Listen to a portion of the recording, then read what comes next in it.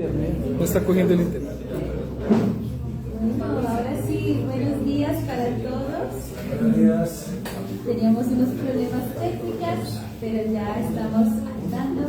Para los que nos estén acompañando de forma virtual, también bienvenidos en esta mañana. Les invito a que se pongan de pie y vamos a dar inicio a nuestro servicio cantando al Señor, pero antes de eso, acompáñenme en una oración. Señor, muchas gracias por esta mañana. Gracias por traernos con ella, Señor. Gracias por este privilegio que tenemos para congregarnos, de venir a la iglesia y encontrarnos con hermanos en la iglesia. Pedimos que en ese tiempo tú puedes ser honrado y glorificado y que nosotros también podemos aprender más de ti. Gracias, Señor, por este tiempo y lo pedimos en tu nombre, Jesús. Amén. Cantemos a nuestro Señor.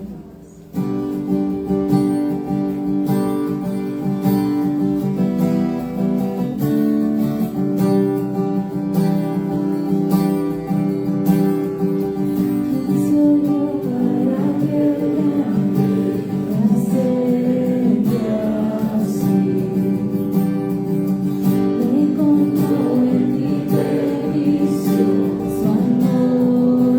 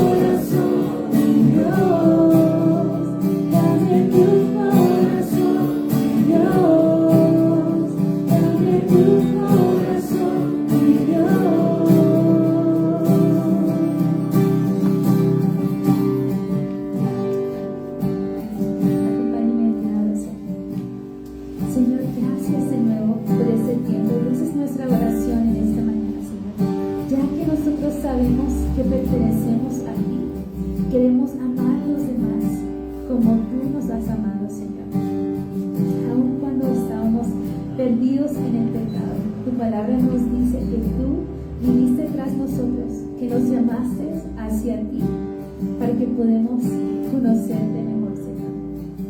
Te pedimos que nos ayudes a tener esa misma paciencia, ese mismo amor para con las demás personas, Señor. Que podemos tener ese anhelo de compartir el Evangelio con las personas que están a nuestro alrededor. Que realmente son buenas noticias, Señor. Porque como estábamos esclavados en pecado, Señor, tú nos diste libertad. Y ahora podemos cantar con gozo que pertenecemos a ti. Gracias de nuevo por este tiempo. Y mientras cantamos esta última canción, queremos declarar en esta mañana que estamos aquí para adorarte. Por ninguna otra razón venimos aquí, sino para darte gracias, para darte la alabanza que eres digno, Señor. Gracias, Señor. Y seguimos cantando.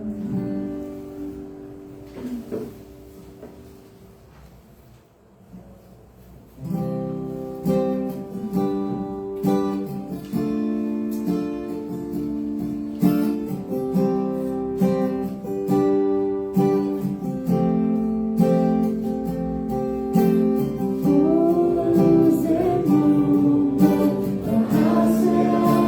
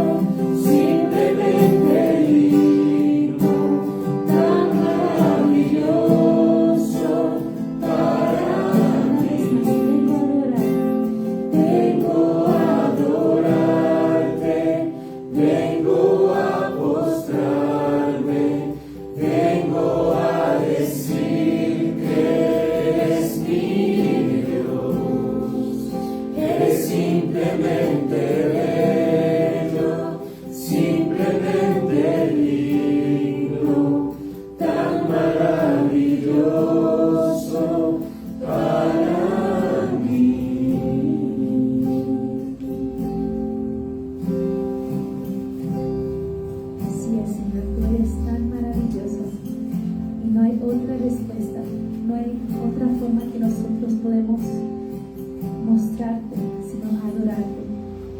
Tener agradecimiento en nuestros corazones por quién eres tú y qué has hecho en nuestras vidas. En esta mañana te exaltamos. Gracias, Señor, por quién eres. Y Señor, pedimos que ahora que vamos a estudiar tu palabra juntos, nos sigues enseñando quién eres tú y cómo podemos parecernos más a ti. Gracias, Señor. En el nombre de Jesús oramos estas cosas. Amén. Pueden tomar sus asientos, pero a todos bienvenidos. Los niños pueden subir a sus plazas.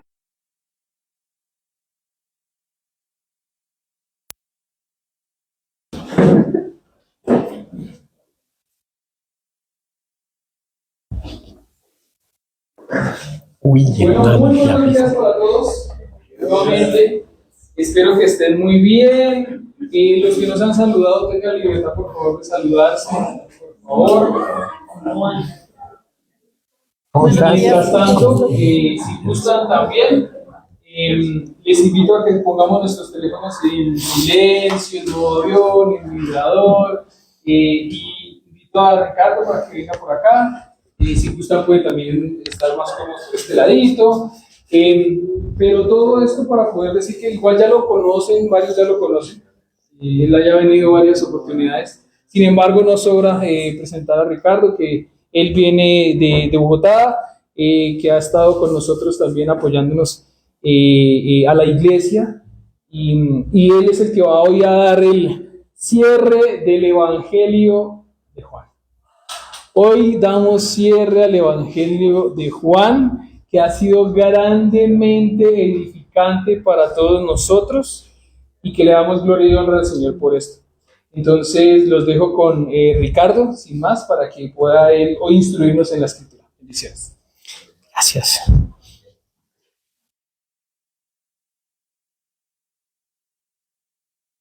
Bueno, mis hermanos, como siempre, un privilegio estar aquí compartiendo con ustedes la palabra de Dios.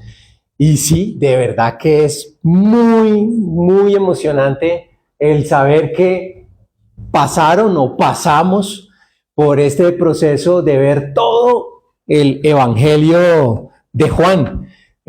La verdad sea dicha, uno de los libros que a mí, en lo personal, más me ha cautivado, ¿no? Por la profundidad de su mensaje, por los símbolos que usa, ¿no? Realmente un libro espectacular y creo que todos fuimos edificados. Y lo interesante del asunto es que lo vuelve uno a leer años después y sigue aprendiendo cosas, sigue descubriendo cosas. Es un libro que habla, pues, muy principalmente de quién es el Señor Jesús y creo que eso es de lo que trata principalmente el libro, ¿no? ¿Quién es el Señor Jesús? Nos lo presenta haciendo énfasis en que Jesús es Dios, quien se hace hombre. Y así comienza el libro, ¿no? En el Evangelio, ¿no? En el principio era el Verbo, y el Verbo estaba con Dios, y el Verbo era Dios. Sin pelos en la lengua va diciendo que Jesús es Dios, ¿no es cierto? Y hoy entonces es ese remate del libro que nos va a dejar, creo yo, pensando en la totalidad del libro y en lo que se viene, ¿no? Sin hacer muchos spoilers, como dicen ahora, hoy en día, ¿no? De lo que se viene, ya habiendo entendido quién es Jesús. La buena noticia es que ahí no para la cosa. Entendiendo quién es Jesús, hay un continuar caminando por esta vida con ese afianzamiento en nuestro corazón de quién es el Señor Jesús y lo que espera de nosotros. Y eso es en gran medida lo que vamos a ver hoy. Sin más, entonces, introduzco la charla de hoy. Nos vamos a centrar, por supuesto, en Juan, capítulo 21, que es el último capítulo, del versículo 15 al 25. Juan, de capítulo 21, del 15 al 25. Y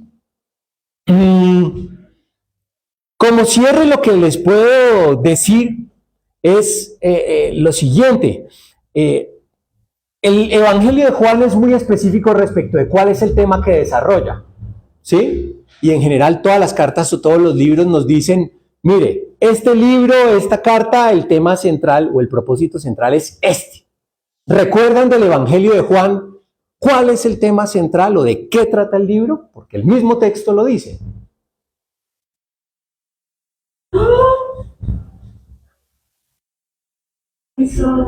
Un tinto para el que lo diga. ¿Recuerdan? Está una pista, está en Juan 20, o sea, un capítulo anterior de este que es el cierre. Juan 20, ¿sí? Versículos 30 y 31. Vayámonos allá y lo leemos porque eso es clave. Siempre que uno va a analizar en la Biblia un libro o una carta, debe tener en cuenta cuál es el propósito del autor o del Espíritu Santo para escribir ese libro, porque todo gira en torno a ese propósito. Lógico, ¿no es cierto? Y dice el versículo 30 del capítulo 20 del Evangelio de Juan. Jesús hizo muchas otras señales milagrosas en presencia de sus discípulos, las cuales no están registradas en este libro. Pero estas que se han escrito aquí, estas se han escrito para que ustedes crean que Jesús es el Cristo o el Mesías, el Hijo de Dios, y para que al creer en su nombre tengan vida. Es decir, lo que está diciendo el mismo autor del texto es, todas estas señales, evidencias históricas acerca de lo que Jesús dijo e hizo, tienen el propósito de presentarle evidencia a las personas que lo leen de que Jesús es Dios hecho hombre. Y al creer en eso, tengamos vida eterna con Dios. ¿Sí? ¿Cuáles señales? Una que uno diga, no, tiene que ser Dios hecho hombre porque otra persona común y corriente no lo hace. A ver, una señal. La resurrección de Lázaro, me imagino, de pronto, o a la de él mismo también, la de Jesús mismo. ¿Sí? ¿Quién llega a una tumba y grita, levántate? Y el muerto sale. Nadie, tiene que ser Dios, ¿sí? No hay de otra. Mauricio decía los diferentes milagros, ¿no? Por ejemplo, uno que esté narrado ahí en Juan. Convertir el agua en vino, ¿no? Eso no sucede. Tú encierras una botella de agua en una cava y pasarán 100 años y no se convierte por sí solo en vino. No es negocio embotellar agua pensando en que se va a volver vino. Fue un milagro, eso fue algo sobrenatural que allí ocurrió. ¿Y quién hace eso? Dios que está por encima de la materia. En fin, y podríamos quedarnos aquí mucho tiempo, ¿no? Pero, pues, es bien interesante que el capítulo 20, previo al 21 que vamos a ver hoy, cierra diciendo esto. Todo eso que se escribió tenía el propósito de que fuera evidente para nosotros que Jesús es Dios hecho hombre, y al creer en ese carácter de Jesús, tengamos vida eterna. Pero ahí no paró, y es lo interesante. El Espíritu Santo, inspirando a Juan, lo puso a escribir otro capítulo. Chévere, ¿no? ¿Para qué? Pues vamos a ver, aunque seguramente el hermano que predicó hace 8 o 15 días, no sé, vio los versículos previos. Hoy vamos a ver del 15 al 25, pero antes les voy a mostrar unas fotos. Ustedes me dirán cuál es el denominador o el factor común de estas fotos. Es la primera, la segunda, esa es la tercera. ¿Qué ven ahí como un denominador común? Papá e hijos, y los hijos de manera muy natural imitando al papá, ¿no es cierto? Eso es muy natural, eso es muy natural. Acá, además de Mauricio y Nelson, ¿quiénes más son papás? Tú también eres papá y me imagino que de pronto en alguna de estas actividades lo hemos verificado, en estas y muchas otras, hasta caminando por la calle. Vi por internet unas fotos de unos chinos caminando al lado del papá, el mismo tumbado, hasta el mismo tumbado, es impresionante. La imitación es increíble, ¿no? Y creo que de eso precisamente trata este tema, y es que una vez que hemos recibido a Jesús como nuestro Señor y Salvador, hemos reconocido que Jesús es Dios hecho hombre y murió en una cruz por nuestros pecados y resucitó. Y así tenemos comunión eterna con Dios. Dios dice, hasta ahora está empezando la cosa. Ahora deben seguirme. Y vamos a ver que esa palabrita es clave en estos últimos versículos. Dice el Señor Jesús, ahora síganme. No a otro, a mí, dice Jesús. Síganme a mí. No pueden seguir viviendo como antes vivían, o no pueden vivir de una manera completamente diferente al ejemplo que yo les di. De eso se trata ahora el tema. Ya soy salvo, pero ahora hay que vivir de una forma muy específica, dice el Señor Jesús. Y de eso tratan estos versículos. Muy bien podría haberse llamado la enseñanza algunos tips para seguir a Jesús. La llamamos implicaciones de seguir a nuestro Señor Jesús, y vamos a ver en esta corta conversación entre Jesús, Pedro, y por ahí anda metidito Juan, el autor del mismo evangelio, ¿qué podemos aprender de ese seguir a Jesús y de qué implicaciones tiene? Les invito a que leamos esos 10 versiculitos, como para tenerlos bien presentes. ¿Sí? ¿Listo? Vamos a leerlos. Juan, capítulo 21, del 15 hasta terminar. ¿Listos? A la 1, a las 2, y vamos. Cuando terminaron de desayunar, Jesús le preguntó a Simón Pedro, Simón, hijo de Juan, ¿me amas más que a estos? ¿Me amas más que estos? Sí, Señor, tú sabes que te quiero, contestó Pedro. Apacienta mis corderos, le respondió Jesús. Y volvió a preguntarle, Simón, hijo de Juan, ¿me amas? Sí, Señor, tú sabes que te quiero. Cuida de mis ovejas. Por tercera vez, Jesús le preguntó, Simón, hijo de Juan, ¿me quieres? A Pedro le dolió que por tercera vez Jesús le hubiera preguntado, ¿me quieres? Así que le dijo, Señor, tú lo sabes todo. Tú sabes que te quiero. Apacienta mis ovejas, le dijo Jesús.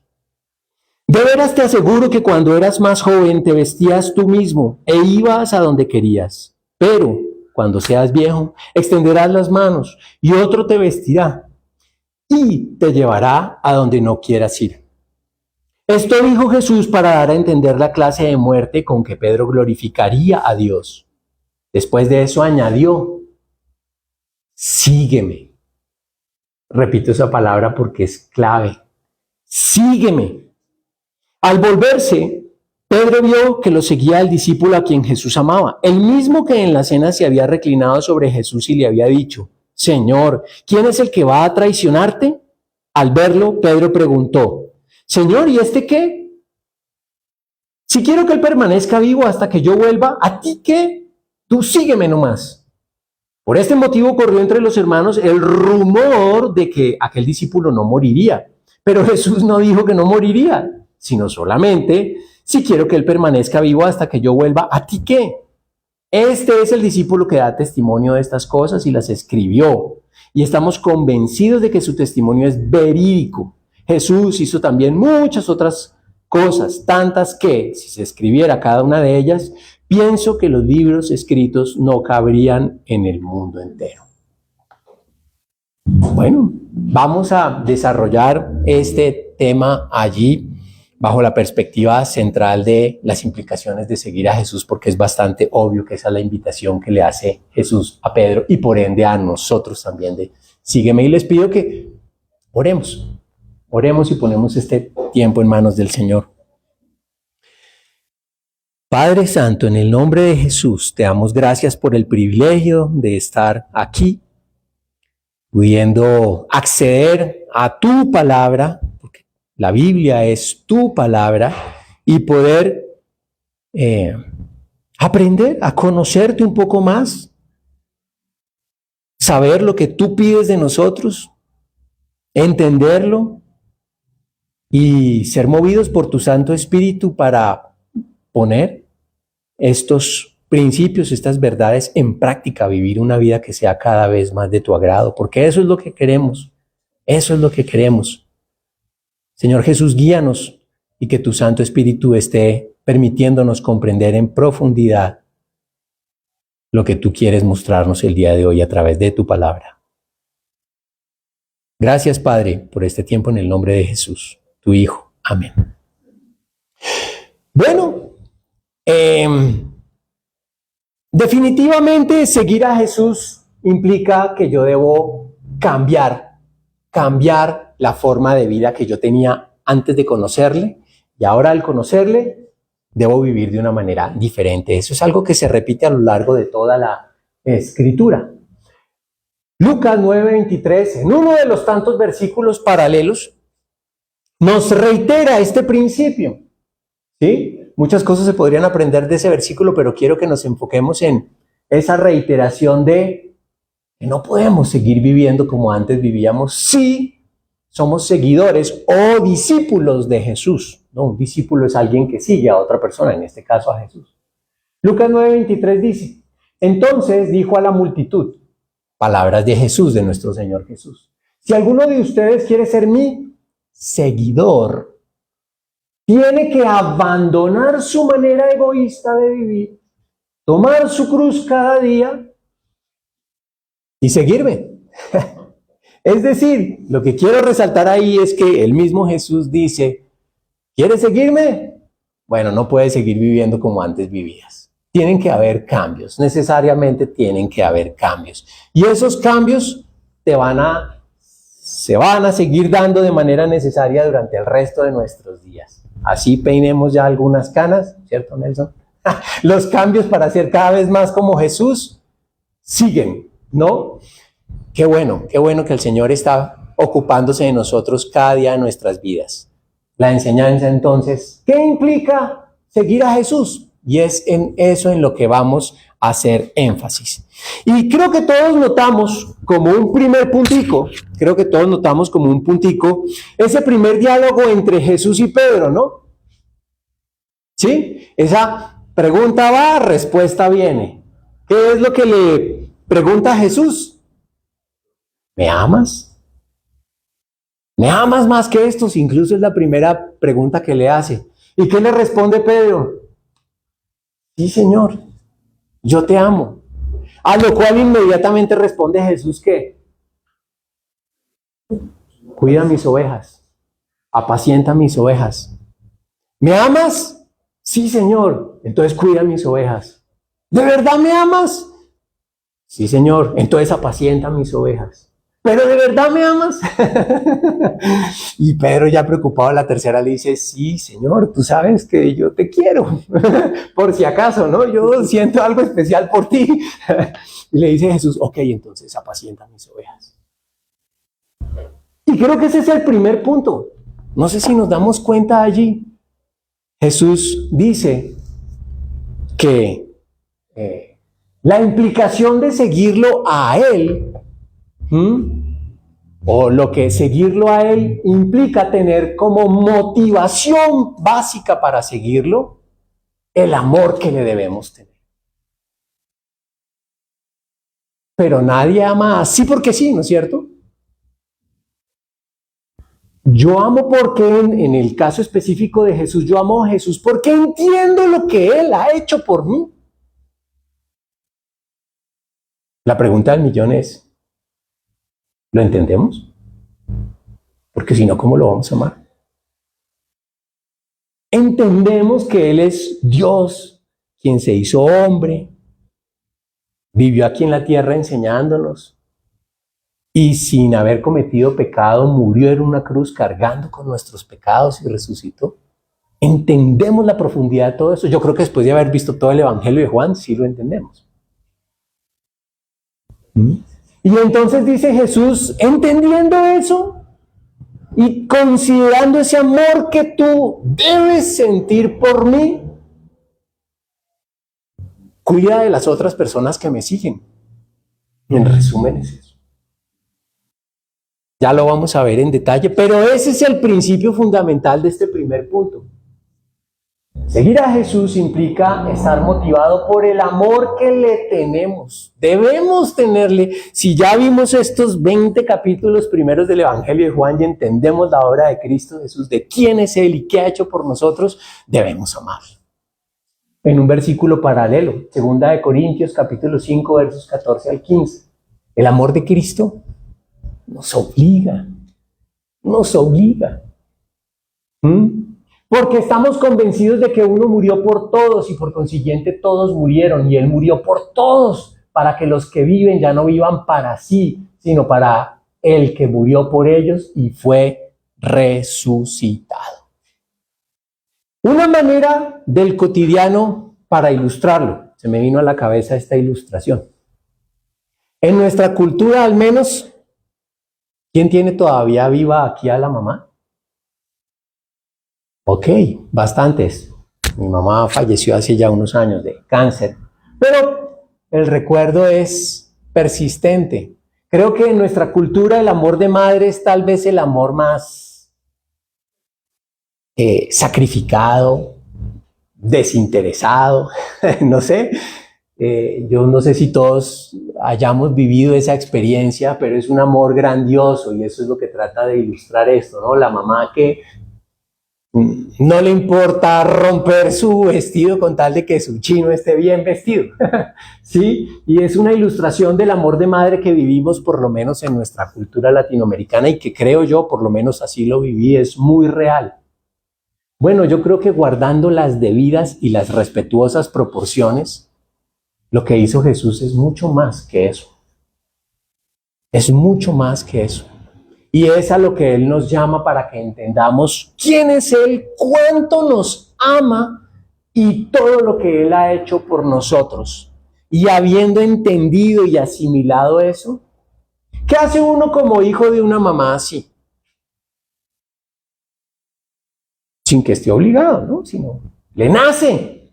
Pues cuando uno está más grandecito y ya tiene de pronto fuercitas económicas, ¿qué es lo que le nace? Consentir a la mamá, que esté bien o no. ¿No? Yo creo que sí. Pues es más o menos el mismo principio que está pidiendo aquí Jesús. ¿Me amas, Pedro? ¿Me amas, Mauricio? ¿Me amas, Nelson? ¿Me amas, Angie? ¿Me amas, Ricardo? Y todos diríamos, sí, Señor. Ok, entonces, que la motivación sea el amor. La pregunta o las dos preguntas es, ¿entendemos la obra de Cristo Jesús en nuestras vidas? Si la respuesta es sí, debemos estar motivados por el amor a seguirlo. ¿Para qué? Y este es el segundo puntico, con el propósito de apacentar y pastorear a los demás creyentes. Como ya lo vimos a cada pregunta y a cada respuesta de Pedro de sí, Señor, yo te amo, ¿qué le dice Jesús? Apacienta mis ovejas, cuida mis ovejas. Y lo que está diciendo allí Jesús dentro del contexto de los evangelios es, cuide y pastoree a los otros seguidores que tengo. Tú, Pedro, estuviste conmigo desde el comienzo de mi ministerio y lo vimos en el Evangelio de Juan, ¿no? Al comienzo de su ministerio, ¿qué le dice Pedro a Jesús? Era Pedro pescador, ¿no? Iba pasando por el lado y le dice, sígueme, y Pedro se va detrás de él, lo sigue, lo conoce muy bien, entonces en los primeros años de la iglesia ejerce una labor de liderazgo y por eso le dice, tú has sido acá primera y especialmente instruido, debes, ya que dices que me amas, cuidar y apacentar a mis ovejas. Ese apacentar y pastorear a mis ovejas implica dos verbos, ¿no? Estamos dentro de una cultura ganadera y agrícola, ¿sí? Y ese apacentar y cuidar, ¿qué creen que tiene que ver con apacentar? ¿Qué es apacentar? ¿Es qué? Calmar, no, apacentar es darles de comer, ¿sí? Apacentar es darles de comer. Realmente la imagen no es muy buena porque la imagen de apacentar o el significado de apacentar es llevarlas a donde hayan buenos pastos, ¿sí? Y pastorear tiene que ver con cuidar, guiar, proteger, que no se vayan a perder. 2 versículos para ilustrar esta realidad bíblica, ¿no? Porque es cuestión de lenguaje. En Hebreos 5:12 dice: hace tanto que son creyentes que ya deberían estar enseñando a otros. El punto clave es enseñar. En cambio, necesitan que alguien vuelva a enseñarles las cosas básicas de la palabra de Dios. Son como niños pequeños que necesitan lechita y no pueden comer alimento sólido, o sea, carnita. Es eso lo que dice el pasaje. Allí está el autor de esta carta haciéndole un llamado a las personas que ya llevan tiempo en el Evangelio. No le pongamos tiempo, pero, o sea, un tiempo en años o meses, ¿no? Pero lo que les está diciendo, bueno, ustedes ya pasaron por los cursos básicos y ya se supone que tienen experiencia, pero otra vez vuelven sobre lo mismo. No, hay que avanzar, ¿no? Y eso es algo natural en la vida. Alguien que pasa por los cursos básicos debe de seguir para adelante, o se esperaría de esa persona que vaya para adelante, ¿no es cierto? Pero lo que quiero resaltar es que la enseñanza en la Biblia tiene mucho que ver con el alimento. Darle de comer a una persona implica enseñarle cosas. Y respecto al cuidado, un ejemplo, es Mateo 2:6. Y tú, Belén, en la tierra de Judá, no eres la menor entre las ciudades reinantes de Judá, porque de ti saldrá un gobernante que será el pastor de mi pueblo Israel. Pastorear tiene que ver con gobernar, con guiar, con evitar que se pierda, que se vaya por un mal camino esa persona. Y eso básicamente pues es lo que le pide Jesús a Pedro. ¿Me amas, Pedro? Sí, Señor. Apacienta mis ovejas. Pedro, ¿pero me amas? Sí, Señor. Pastorea a los otros creyentes entonces. La motivación debe ser el amor, pero el propósito de vida de una persona que ya ejerce cierto nivel de liderazgo y que es más o menos maduro debe ser enseñar los principios bíblicos a otros creyentes y cuidarnos unos a otros para que no nos desviemos. En resumen, es eso lo que le está diciendo Jesús a Pedro. Y Pedro reitera esos principios en este versículo paralelo. En la primera carta de Pedro, capítulo 5, versos del 1 al 5, miremos cómo se repiten estos principios. Dice así: y ahora, una palabra para ustedes, los ancianos en las iglesias. Los ancianos no eran, vuelve y juega, los que más canas tenían necesariamente, sino los que más madurez espiritual tenían. También soy un anciano y testigo de los sufrimientos de Cristo. Y yo también voy a participar de su gloria cuando Él sea revelado a todo el mundo. Como anciano, igual que ustedes, les ruego, cuiden del rebaño que Dios les ha encomendado. En palabras de Jesús, pastoreen de mis ovejas. Pastoreen mis ovejas. Háganlo con gusto. Podía decirse en paralelo, háganlo por amor a Cristo. Háganlo con gusto, no de mala gana, ni por el beneficio personal que puedan obtener de ello, sino porque están deseosos de servir a Dios. No abusen de la autoridad que tienen sobre los que están a su cargo, sino guíenlos en su buen ejemplo.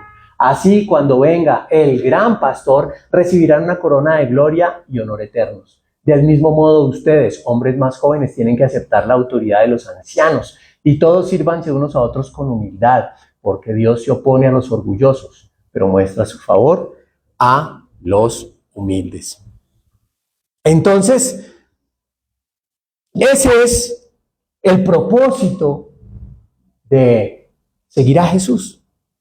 Motivados por el amor, pero con el propósito de enseñar los principios de Dios a nuestros hermanos en la fe y de cuidar, guiar también a nuestros hermanos en la fe. ¿Sí? Ese sería el segundo puntico. Pero pues allí no para la cosa. El diálogo, como vimos, entre el Señor Jesús y Pedro continúa. Y acá les pido que se despabilen un poquitico porque para captar el principio, ¿no? Después de esto, entonces, miren, parece como metido un poco a la fuerza estas palabras de Jesús cuando uno las lee, ¿no? Están en ese diálogo de ¿me amas? Sí, Señor, entonces pastorea a mis ovejas. ¿Y qué le dice Pedro esta tercera vez? Señor, tú lo sabes todo. Estoy en el versículo... Uy, esta letrica sí que está chiquita. Bueno, Señor, tú lo sabes todo. Tú sabes que te quiero. Apacienta mis ovejas, le dijo Jesús. Versículo 18. Miren las palabras que le dice Jesús en el versículo 18 a Pedro. De veras te aseguro que cuando eras más joven, te vestías tú mismo e ibas a donde querías, pero cuando seas viejo extenderás las manos y otro te vestirá y te llevará a donde no quieras ir.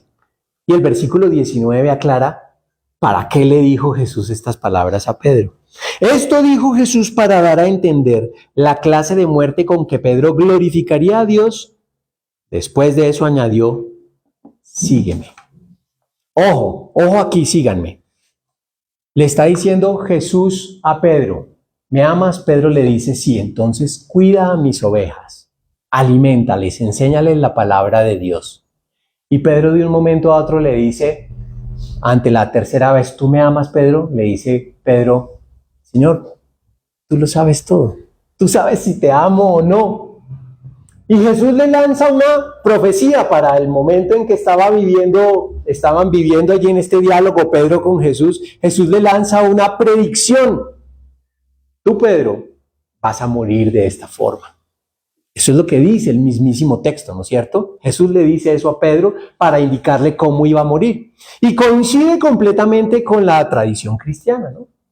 No sé si todos hayamos leído un poco acerca de la historia de cómo murió Pedro, pero él muere crucificado, al parecer boca abajo, porque pues se consideraba no digno de ser crucificado como el Señor Jesús, y muere así, crucificado en Roma, ya después de una buena cantidad de años de servicio, ¿sí? Pero ¿qué es lo que le está diciendo en el fondo Pedro a Jesús? Confía en que yo todo lo sé. Pedro, yo te he dicho, has visto tú una y otra vez que yo soy omnisciente.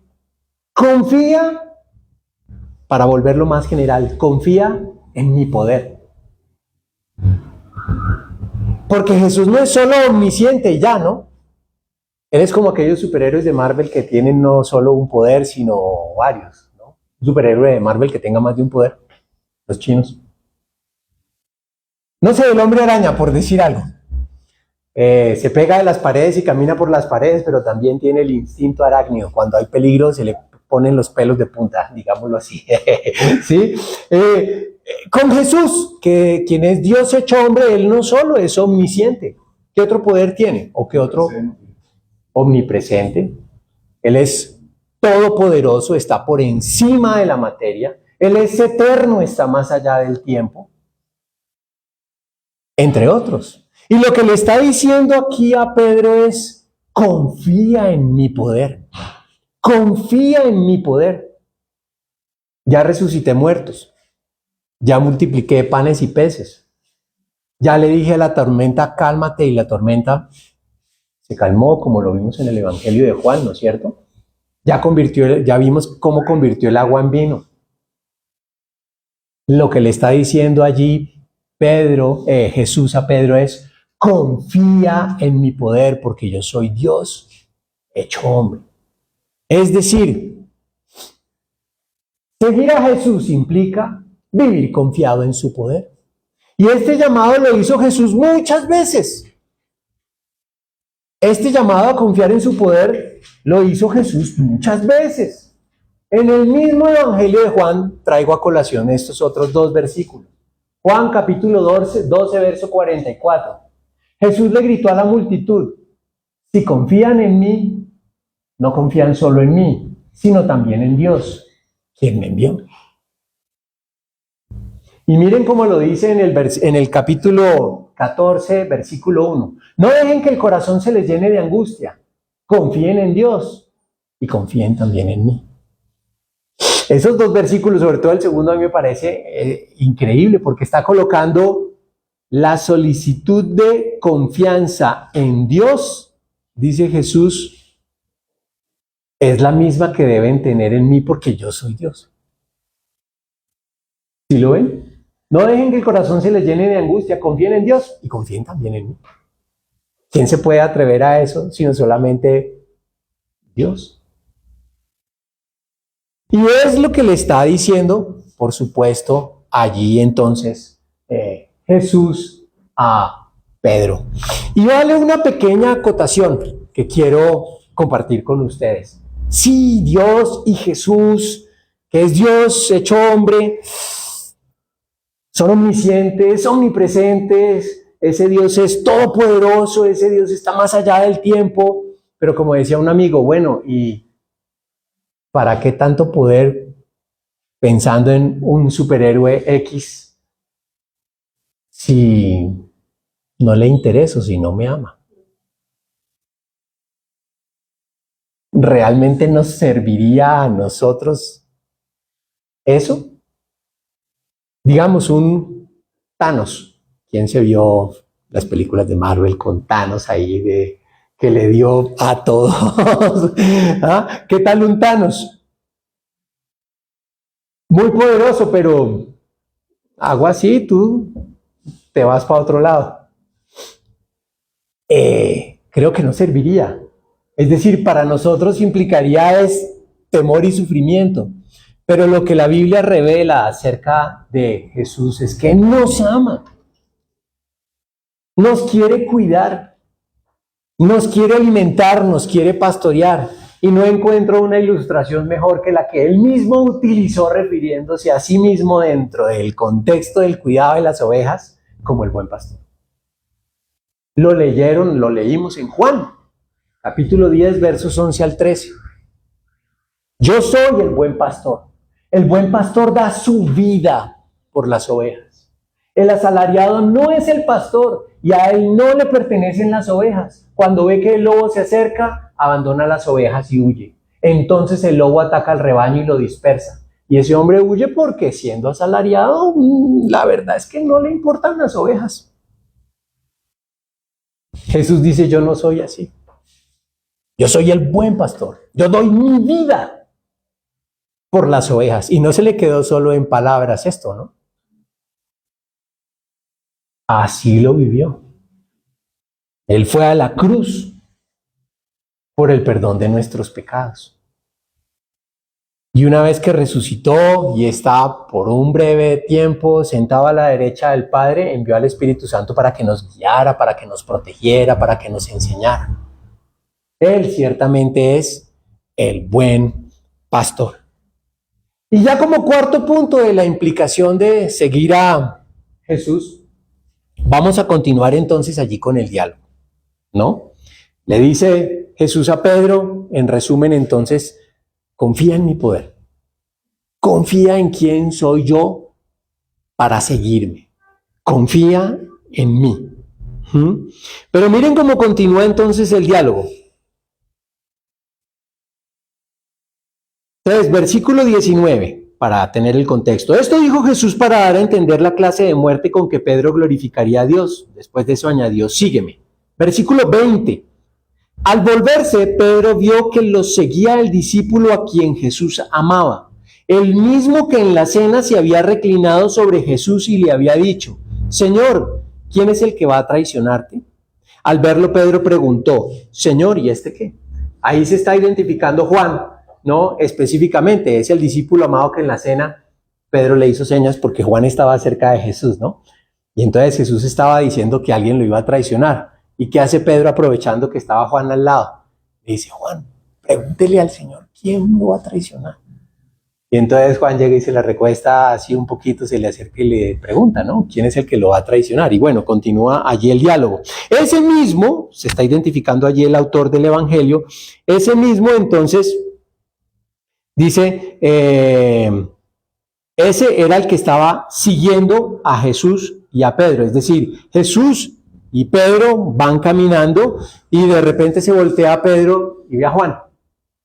Y entonces dice, al verlo, Pedro preguntó, Señor, ¿y este qué? ¿Este que viene ahí atrás qué? ¿Qué pitos toca? ¿No es cierto? Y Jesús le dice, si quiero que él permanezca vivo hasta que yo vuelva, ¿a ti qué? Tú sígueme nomás. Y aquí antes de continuar, sin que haya hecho punto aparte, creo que hay que resaltar algo y es,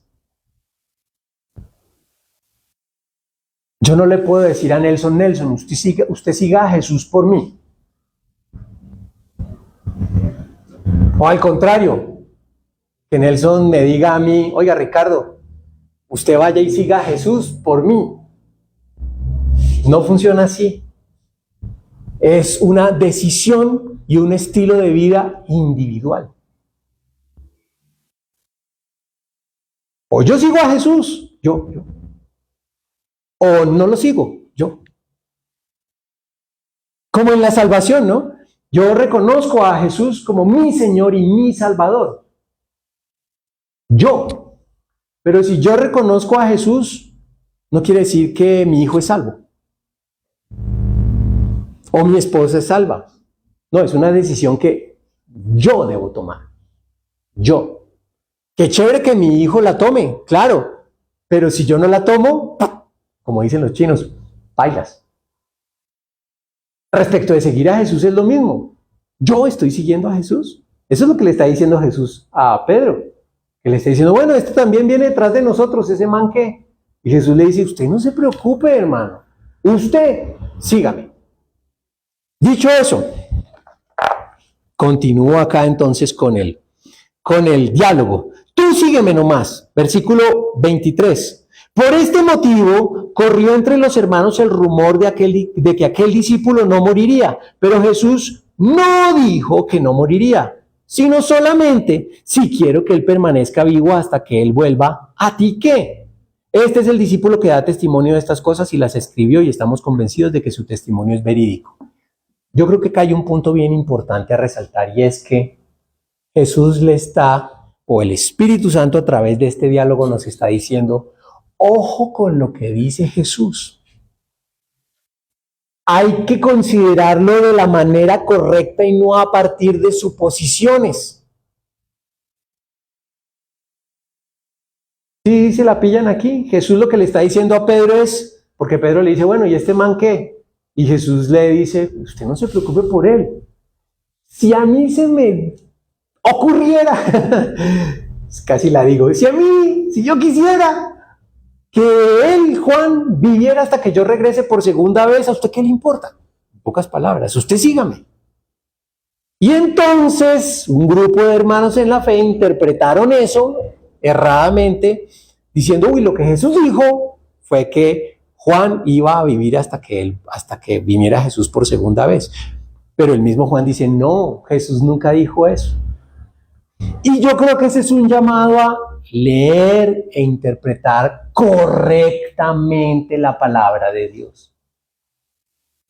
Porque a veces en el hablar popular, digámoslo así, terminamos pensando que Jesús dijo algo que no dijo.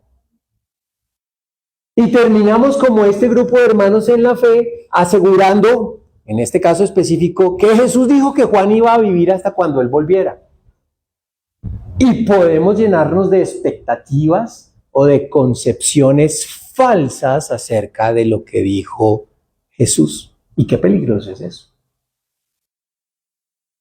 Ojo, hay que leer muy bien la palabra de Dios y entenderla correctamente. ¿Sí? Yo creo que ese es el llamado que se hace en este punto cuarto y último. Seguir a Jesús implica vivir confiando en lo que Él dice, en lo que dice exactamente su palabra, siguiéndola al pie de la letra. Qué peligroso es esto, mis hermanos, de interpretar mal o de entender mal la palabra de Dios. ¿Saben que es una herramienta que Satanás ha usado desde el principio? Tergiversar, desfigurar la palabra de Dios. Desde épocas primigenias. Génesis 3.1. ¿Recuerdan Génesis 3.1? Acaban de ser creados Adán y Eva, están allí en el Edén, llega doña serpiente. La serpiente era el más astuto de todos los animales salvajes que el Señor Dios había hecho. Cierto día le preguntó a la mujer, ¿de veras Dios les dijo que no deben comer del fruto de ninguno de los árboles del huerto? ¿Fue eso lo que dijo Dios? Dios lo que había dicho es, de todos pueden comer, excepto de uno. Y miren cómo la serpiente entonces le quiere meter a Eva la tergiversación. ¿De verdad que Dios les dijo que de ningún fruto del árbol pueden comer? Fíjense, sutil. Realmente lo ve uno en el contexto gramatical y son 2 o 3 palabritas de todo el mandato. Pero gran cambio que produjo, ¿no? Terminaron pecando. Por poner otro ejemplo, la tentación que Jesús sufrió al inicio de su ministerio en el desierto. Fíjense, el mismo Satanás tergiversando un poquitico la palabra de Dios. Mateo 4, del 3 al 7. En ese tiempo el diablo se le acercó y le dijo, ¿en qué tiempo? El tiempo de la tentación en el desierto. Si eres el Hijo de Dios, di a estas piedras que se conviertan en pan. Pero Jesús le dijo, no, las Escrituras dicen, la gente no vive solo de pan, sino de cada palabra que sale de la boca de Dios. Y ojo con esto. Después el diablo lo llevó a la santa ciudad, Jerusalén, al punto más alto del templo y dijo, si eres el Hijo de Dios, tírate. Pues las Escrituras dicen, y las cita. El diablo conoce las Escrituras de memoria. Él ordenará a sus ángeles que te protejan y te sostendrán con sus manos para que ni siquiera te lastimes el pie con una piedra. Y ustedes van al Salmo tal cual, pero sacado de contexto, sacado del contexto global de la Biblia. Jesús le respondió, las Escrituras también dicen, no pondrás a prueba al Señor tu Dios. Qué importante es, con esto quiero resaltar, entender claramente lo que dice la palabra de Dios en su contexto inmediato y en su contexto global. ¿Hay que leer la palabra de Dios? Sí. Una y otra vez. Por eso hay planes de lectura de palabra de Dios. Léala toda en un año y son una dedicación de 15 minuticos diarios. No es más. Pero además, estúdiela. Coja un libro y empiece a estudiarlo para ver qué fue lo que realmente quiso decir Dios a través de ese autor, pero de verdad en esas palabras, ¿cuál es el mensaje que nos quiere dar? Porque es realmente muy, muy peligroso tergiversar el mensaje de Dios. Yo creo que esto es lo que se nos pide, lo que le pedía Pablo a su pupilo Timoteo. Esfuérzate por presentarte a Dios aprobado, como obrero que no tiene de qué avergonzarse y que interpreta rectamente la palabra de verdad. Rectamente la palabra de verdad. Realmente esta foto me la ayuda a subir uno de mis hijos. Seguir a Jesús implica vivir confiando en lo que dice exactamente su palabra, siguiéndola al pie de la letra. Recapitulando entonces, mis hermanos, estos implicaciones de seguir a Jesús que aprendemos al cierre del Evangelio de Juan. La motivación debe ser el amor que le deberíamos tener a Jesús si hemos entendido lo que Él ha hecho por nosotros. ¿Lo hemos entendido? Porque si no, no hay motivación alguna. No la habría. Segundo punto, nuestro propósito de vida es edificar a nuestros hermanos. ¿Realmente vivimos con ese propósito? ¿Vivimos preocupados por enseñar y cuidar a nuestros hermanos en la fe? A mí no me importa lo que le pase a este tipo o a esta china. ¿Cuál es nuestra actitud? Tercero, ¿confiamos en el poder de Jesús para enfrentar el mundo o vivimos comiéndonos las uñas a toda hora? Cuarto, ¿meditamos en la palabra de Dios de día y de noche como dice el salmista? ¿O cogemos la Biblia de pronto para venir aquí? Creo que seguir a Jesús, y así es como termina el Evangelio de Juan, implica que nos pongamos la mano en el corazón y meditemos acerca de estas características, de estas implicaciones de seguir a Jesús. Para saber si lo estamos siguiendo o no. O estamos siguiendo a otra persona que no es Jesús. Porque seguir a Jesús implica estas cosas. Bueno, mis hermanos, este fue el mensaje que Dios puso en mi corazón compartiera con ustedes. Entonces, les pido que cerremos orando.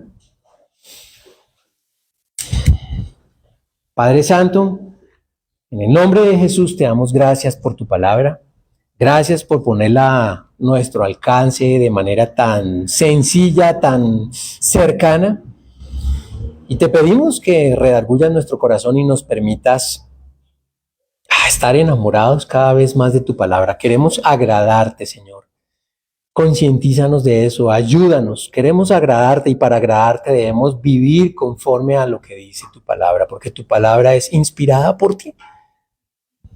De manera, Señor, que si aún no tenemos la disciplina, Señor, redarguye nuestros corazones para que nos disciplinemos, nos metamos en esta disciplina de estudiar tu palabra. Que entendamos lo que tú has hecho por nosotros en la cruz, Señor Jesús, y que vivamos cada vez vidas más agradables a ti. Queremos seguirte, Señor Jesús, a ti y no a nadie más. Y gracias por permitirnos seguirte, porque sabemos que es por la eternidad. Gracias, Padre, en el nombre de Jesús. Amén.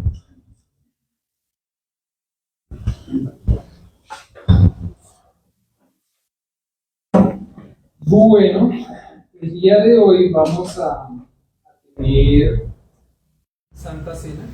Entonces, les animo por favor para que vayamos también a nuestra Biblia a mirar un versículo brevemente. Y está en Hebreos capítulo 9. Hebreos capítulo 9. Vamos a leer del 11 en adelante hasta el 28 y hacer énfasis en algunos versículos, grosso modo, para poder entender un poquito de qué significa lo que vamos a hacer, qué significa que la cruz esté vacía, qué significa que la sangre de Cristo fue derramada, qué significa que yo tengo salvación por Él. Y Hebreos 9, del 11 en adelante dice: pero Cristo, al presentarse como sumo sacerdote de los bienes definitivos en el santuario más excelente y perfecto, no hecho por manos humanas, es decir, que no es de esta creación, este es importante, entró una sola vez y para siempre en el lugar santísimo. No lo hizo con sangre de machos cabríos y de cerdos, sino con su propia sangre, logrando así un rescate eterno. Y esto es importante.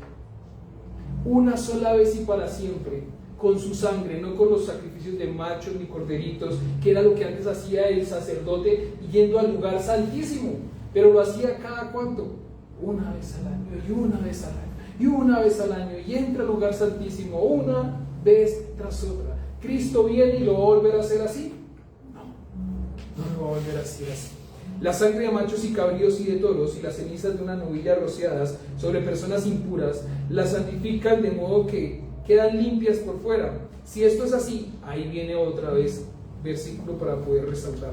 ¿Cuánto más la sangre de Cristo, quien por medio del Espíritu Eterno se ofreció sin mancha a Dios, purificará nuestra conciencia de las obras que conducen a la muerte, a fin de que sirvamos al Dios viviente? La cruz está vacía, porque Dios, el que estaba allí, el Hijo, está vivo. Se abrió la tumba, ya lo vimos, salió, estuvo con sus discípulos, le dijo a Pedro, interesante ver cómo la enseñanza hoy nos recuerda el domingo anterior que Jesús le decía a Pedro, bota la red ¿para qué lado? Para la derecha. Porque yo estoy vivo, él estaba vivo. Y aparte de eso, no solamente estuvo ahí, sino que hoy en día está en su trono al lado de su Padre. Versículo 16. En el caso de un testamento, y cierro con esto, es necesario constatar la muerte del testador. Pues un testamento solo adquiere validez cuando el que lo hizo muere y entra en vigor no entra en vigor mientras vive. Tenemos vida eterna gracias a que Cristo se humilló y se hizo hombre, fue a la cruz y murió por ti y por mí, los cuales debimos haber ido a nuestra cruz. Eso es el Evangelio de Juan, eso es la Escritura, eso es ese cierre maravilloso de la Escritura el día de hoy a través de Ricardo. La gloria es para el Señor. Y lo importante de todo esto es poder decir, y si yo no estoy todavía en los pies de Cristo, ¿puedo? Sí. Versículo 22. De hecho, la ley exige que casi todo sea purificado con sangre, pues sin derramamiento de sangre no hay perdón. ¿Sabes por qué Cristo te ha perdonado? Porque Él derramó su sangre por ti y por mí. Por eso Cristo no entró en un santuario hecho por manos humanas, simple copia del verdadero santuario, sino en el cielo mismo para presentarse ahora ante Dios en favor nuestro. Versículo 28. Todo esto para que podamos entender qué significa la cena, lo que vamos a hacer. También Cristo fue ofrecido en sacrificio una sola vez para quitar los pecados de muchos.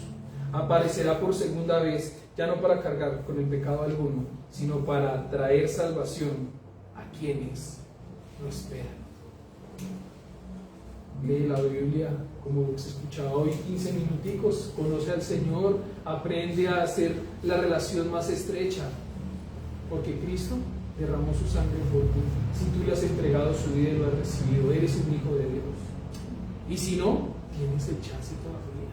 La oportunidad está. El Señor te está abriendo, está esperando con los brazos abiertos, pero también recuerda que el pecado está a la puerta. En Génesis habla de esto. El pecado está a la puerta. Y tú vas a estar allí mirando si lo dejas entrar o tú te enseñoreas sobre él. Y lo que hacemos hoy es recordando lo que Cristo hizo por mí, yendo a la cruz, a la cual yo debía haber ido, derramando su sangre, y en el cual, por ende, ese derramamiento de sangre, está el perdón de mis pecados, pasados, presentes y futuros, y también de los que van a creer, y de los que creyeron, y de los que están creyendo. Ese es el valor grande de la sangre de Cristo. Así que le voy a pedir por favor a Jorge que reparta los símbolos, y mientras tanto vamos a meditar, a escuchar una alabanza para poder decir, hey, si estoy mal yo con el Señor, me abstengo ahorita para no tomar la cena de una forma indigna, y si tengo un problema tengo que solucionarlo rápido para volver a estar con el Señor teniendo la comunión de tomar la cena. Y si no, mejor me abstengo, lo soluciono y vuelvo. Y si me siento tan inmerecedor, tan malo, abogado tenemos para con el Señor a Cristo el Santo.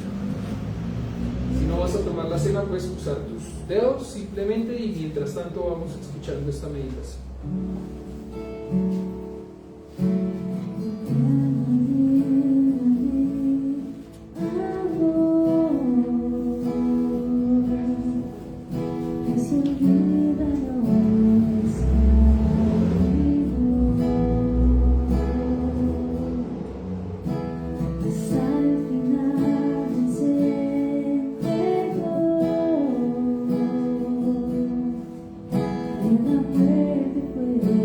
la muerte fue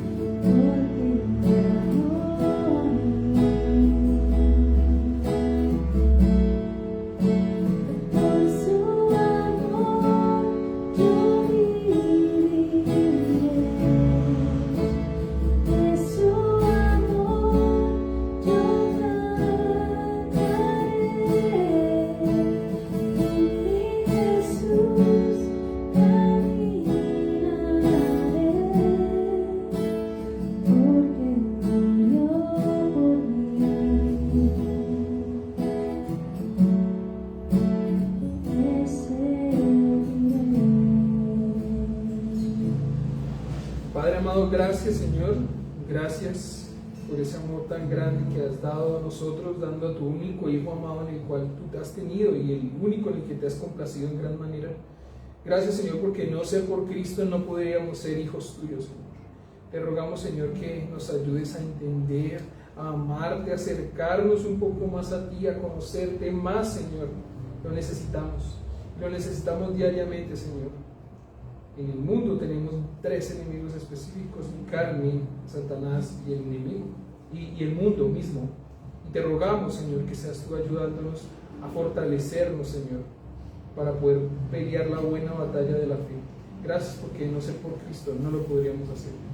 Y compartimos estos símbolos en el santo y poderoso nombre del Rey Cristo Jesús. Podemos compartir de los símbolos.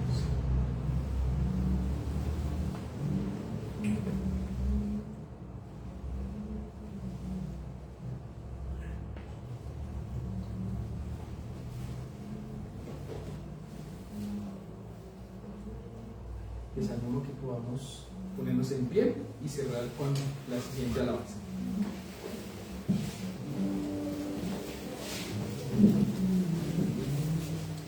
Bueno, vamos a terminar este servicio como lo iniciamos, cantándole al Señor que nos pide que nos cambie, que podamos parecer más a Él.